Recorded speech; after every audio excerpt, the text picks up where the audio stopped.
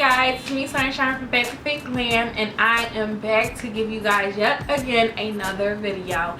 And yes, we are still in the same holiday spirit, and I am still wearing the same outfit because I'm knocking these videos out while I can.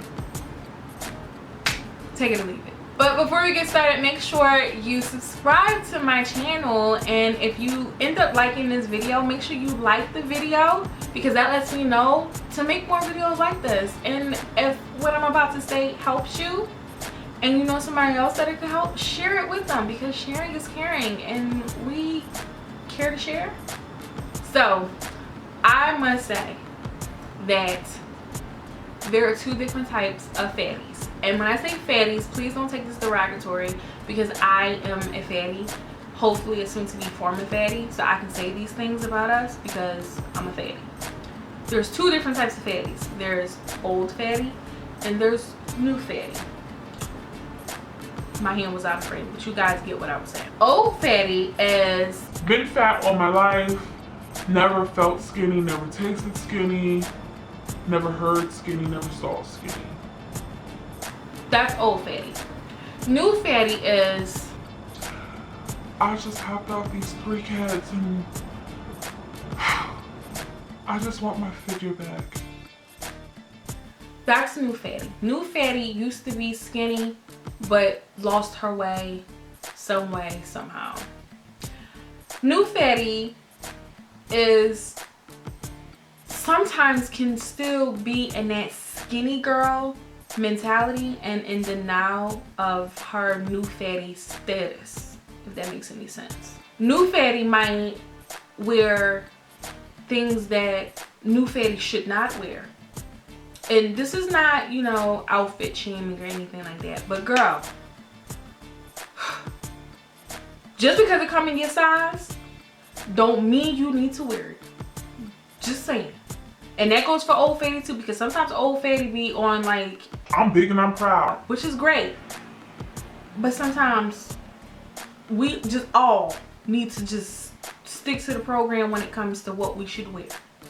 But anyway, I'll come back to old fatty in a minute. New fatty kind of has her nose up in the air and is still trying to relive her heydays of skinny dome, if that makes any sense. New fatty needs a humbling experience sometimes. Sometimes she gets too full of herself and it's still, like I said, in skinny girl mentality. And that's not conducive to new fatty. Old fatty, like I said, been fat all her life, don't know nothing else but being fat, and I'm old fatty. I am. I haven't been skinny since I was 4 years old. Sad. But it's been fun. Old fatty knows all the best recipes, okay? She know all the good combinations of foods. She know how to cook everything, most likely. And old fatty typically don't like skinny chicks. I know that when I was bigger, I didn't mind skinny chicks as long as skinny chicks stayed in their skinny lane. But don't come for me if I didn't send for you, skinny chick. And I think that's the main consensus of old fatty. Old fatty don't want skinny chick coming into her lane. Stay over there and yeah, in that little narrow corridor called skinny lane. Don't worry about why I'm fat. Don't worry about how I'm fat. Don't come asking me for none of my snacks. I am old fatty. And old fatty is the realest. Old fatty sometimes is in denial of her fatty status. Meaning that she feels like, oh, I've been fat all my life. I'm thick, honey. I am thick. Thicker than a Snicker. Thicker than some frozen peanut butter. old fatty needs to be humbled as well. Old fatty, you are fat. Thick and fat has a very thick line. There's no thin line about it. Sometimes we skip over that line into fattydom and think that we still in thick status, and we're not. Old fatty is reluctant to lose weight sometimes, simply because we got used to the good food.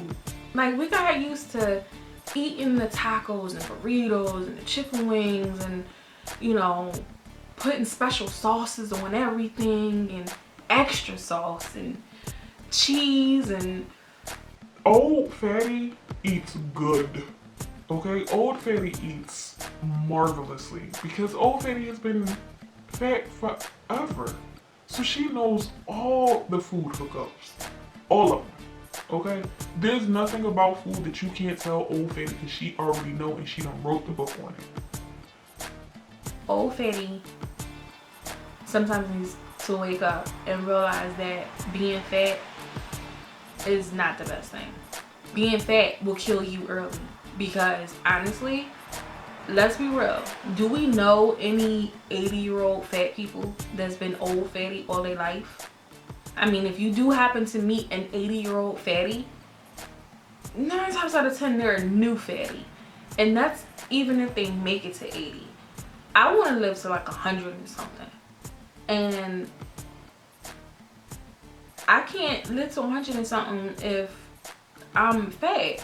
So it's just like, sometimes the fatties, but most likely the old fatties, have to come to terms with being fat and accepting your body is a great thing. Trust me, it's a great thing. Accepting who you are, accepting the skin that you're in. But sometimes you need to look at the fat that you're in too, because that fat is giving your heart a nice bear hug and it's squeezing the life out of your heart, literally. And let's just be real, we need to make changes. We gotta do better. That's why new fatty needs to come off of her high horse and get back in the gym, get her body back, boost her self-esteem up. Old fatty needs to do the same thing, because yes, we love the size that we're in, and we love the curves, and we love the good food, and we love all of that softness. But seriously, like, it comes a point where you gotta really think about your future. And fat don't care about future. Fat cares about food in most cases. So we gotta make some really tough decisions. And I know everyone is different, and some people are happy and content in their fatty status. And I gave off that illusion as well. Like, please, I'm thick. I'm gonna stay thick for as long as I can find cute clothes and a man that I like that wants me. I used to say that when I was in high school. And it's just like, no, that's not really how I felt. Like, honestly, I was deluding myself. I was faking it till I made it. Like, I was building my confidence off of a lie. Like, I was not comfortable being fat. Did I get teased for it? No, I didn't really have a negative experience being fat, especially when I was younger, which is a godsend because kids can be really cruel. However, I always felt like I wanted to be a different size, not because I wanted to look different, but because I wanted to feel different. And I don't think anyone should ever lose weight because of somebody else's or society's pressure for them to look a certain type of way. That's not the reason to lose weight. Lose weight because you want to live. Lose weight because you don't want to just exist and be around just long enough for the next meal. Like, you want to live life. There's no point in being alive if you're not living. Don't just exist, live. And a lot of us can't really fully live being fat. And I know this video might be a little bit controversial, and there's going to be some people that don't understand where I'm coming from or think that I'm fat shaming. I'm totally not fat shaming, but I am totally being real. If you don't like the life that you live, don't project that onto somebody else and try to make it seem like you're so happy with being fat. A lot of us are suffering from depression. A lot of us are suffering from poor self-esteem simply because of how we look, and how we look makes us feel something different. You gotta make that change internally. Don't do it for anybody else. Like, I've been told all my life, oh my gosh, you're so cute. You're so cute for a big girl. Or you've got all this baby fat, it'll come off and you'll be so much more pretty. I did not have gastric bypass surgery for anybody else's opinion of me. I had it because I wanted to live. I wanted to live my life, and I could not live my life at 330 pounds at the age of 28 years old. I was not going to live my life like that anymore. And I made a change. And I know, like, there's moments where you feel weak and like it's not ever going to happen for you, because I've been there several times over. It will change. You have to want the change, and that's why you don't change for anyone else or for society's, you know, pressures to look a certain type of way. You do it for you. You don't do it for anything other than that. You do it because in your heart you have had enough. You are sick and tired of waking up your body sore. You are sick and tired of eating and still being hungry. You are sick and tired of gorging on food and your stomach feeling like it's about to explode. And you are sick and tired of, after you eat, you get the itis and you want to go take a nap. And if you are sick and tired of all of that, you are this close to making that change. You gotta push yourself. You gotta, if you are a person of faith and you pray, ask for strength, ask for guidance on how to get stronger, so that way you can make the decision that you want to make, so that you can live your life. Life is short. You don't want your loved ones to say goodnight to you one night and then they go to wake you up the next morning and you're dead because you stop breathing, or your heart stopped pumping because you're overweight. You don't want that. Life is too short. You could be here today and gone tomorrow. Life is too short. So yeah, it just got real. Y'all ain't never seen me get that real before. I'm losing my voice.